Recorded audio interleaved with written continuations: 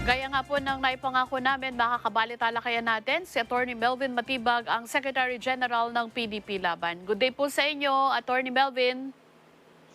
Magandang umaga po sa inyo at sa lahat po ng tumatangkilik sa inyong programa. Good Opo. morning po.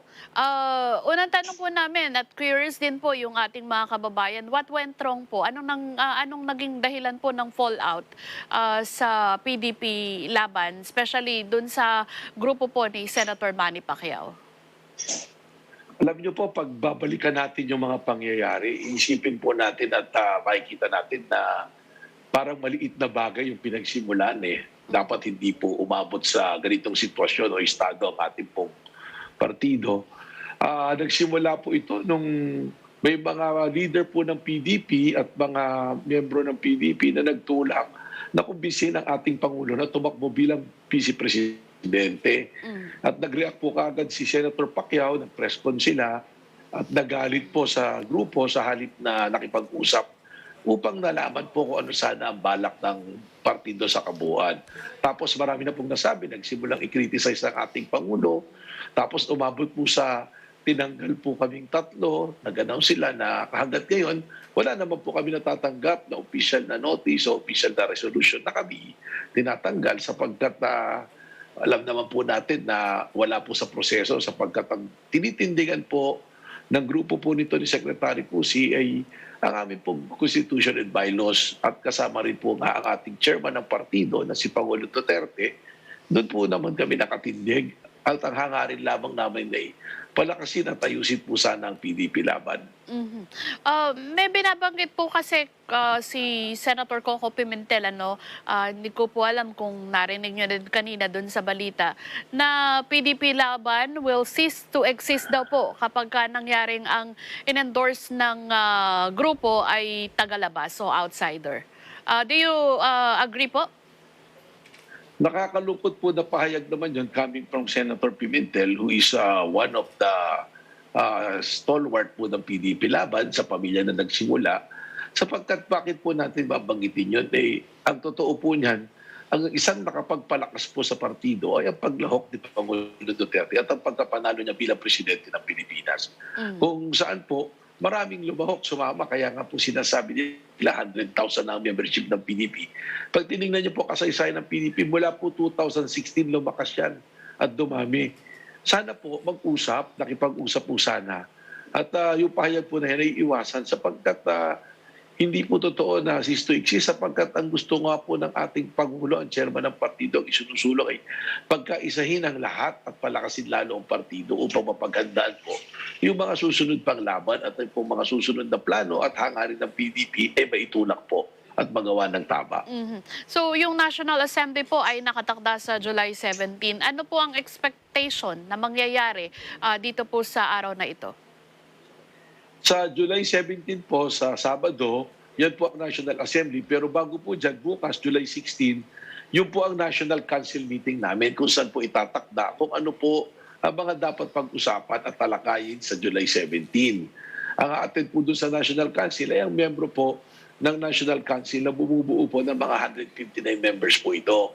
Doon naman po sa National Assembly, inaasahan po na magkakaroon siguro ng halalan sapagkat ayon po sa aming Constitution and Bylaws, dapat po 2 taon lamang po ang termino ng bawat opisyal. Ngayon po, naka-hold over capacity lang lahat.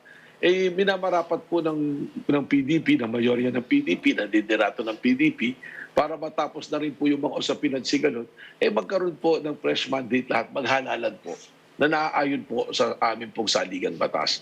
Kaya inaasahan po na magkakaroon po ng halalan at iniimbitahan po namin lahat ng PDP Laban, lalong higit ang miyembro ng National Assembly.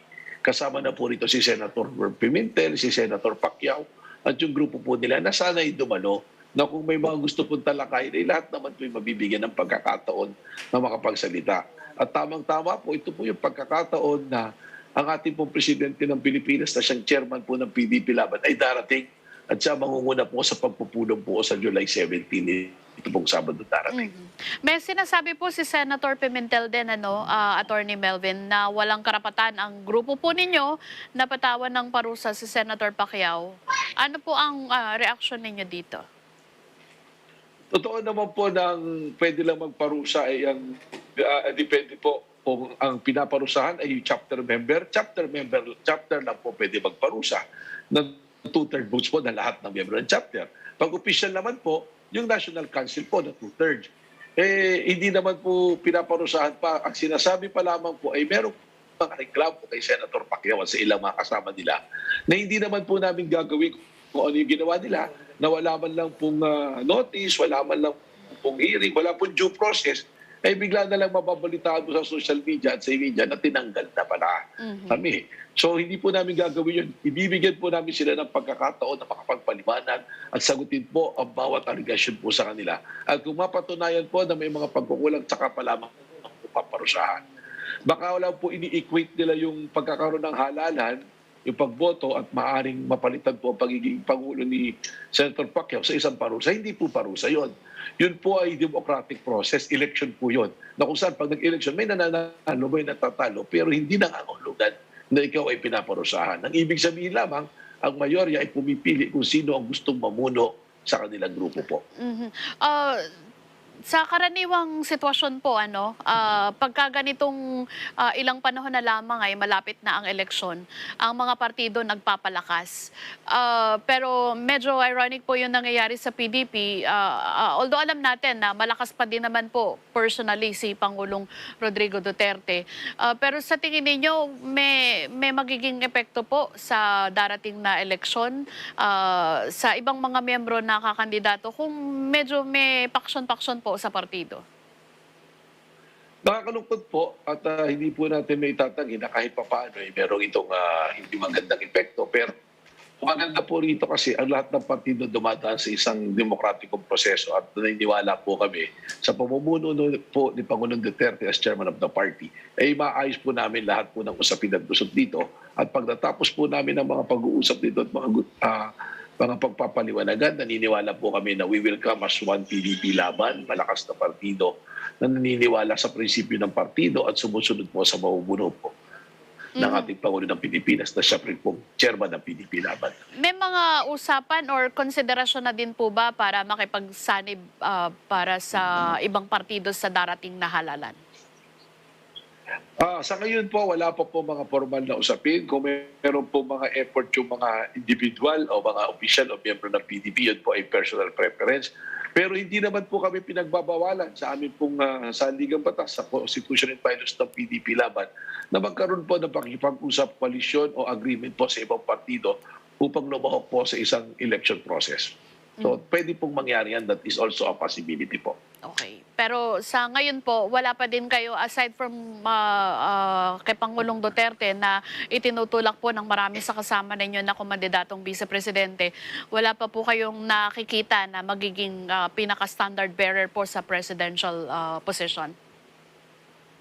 Wala pa pong formal na desisyon o wala pa po talaga nasasabing siya talaga, pero meron pong mga nakukonsidera na maging standard bearer po ng PDP laban. At kukumpirma niyo po ba kung isa dyan si Mayor Inday Sara?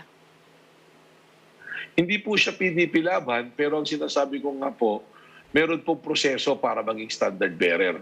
Ngayon po, ang mahalaga pong posisyon namin dito ay yung tinutulak na resolution kung saan kinukumbisi si Pangulong Duterte na tumakbo bilang vice-presidente. Sapagkat kalakip po ng resolution na yun, ay ang malaking timbang kung saan si Pangulong Duterte pwedeng pumili ng kanyang kandidato kung siya itatakbo vice president. So yan po pag-uusapan.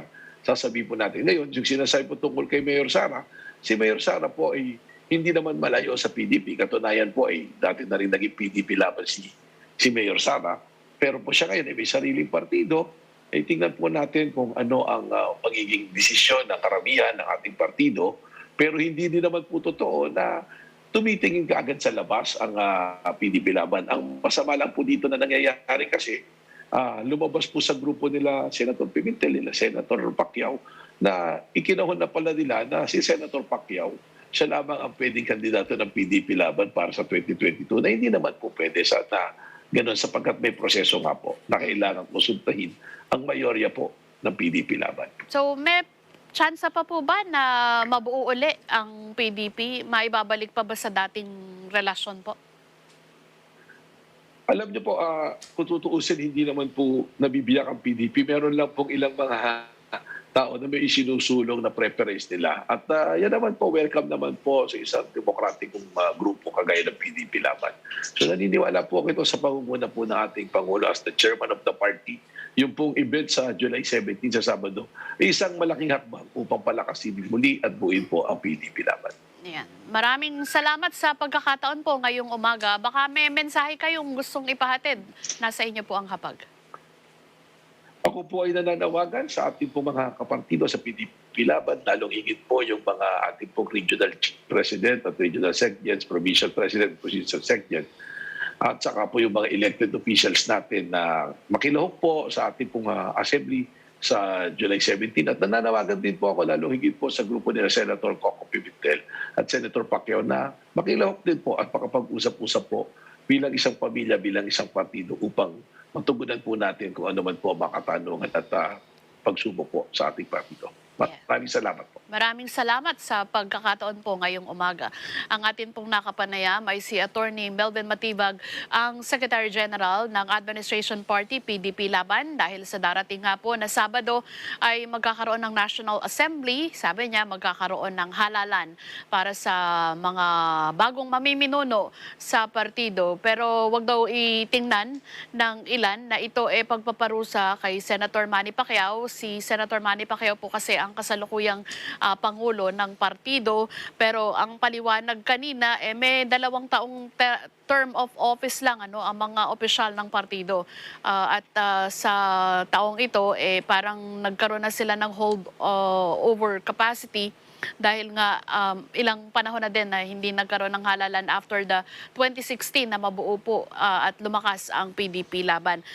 Pero yun nga, umaasa pa rin sila na dadalo yung mga ilang kasama nila na sabi nga nagkakahiwalay. Kapag ganito po kasi talagang malapit ng eleksyon, hindi na iiwasan. At sa kasaysayan din po ng ating bansa, ang mga partido minsan nagkakaroon ng paksyon-paksyon.